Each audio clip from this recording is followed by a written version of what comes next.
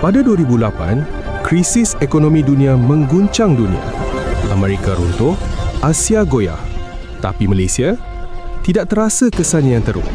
Siapa di sebalik keajaiban ini? Najib Razak dan pahlawan tersembunyi seperti Idris Jala.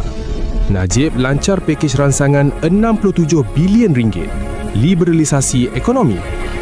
Ekspor pulih, FDI melonjak 244 bilion ringgit. Di bawah Idris Jala dan pemandu, 12 sektor utama tarik 170 bilion ringgit pelaburan. Dasar satu Malaysia. BR1M kurangkan kemiskinan daripada 3.8% ke 0.4%. Angkat 2.6 juta rakyat.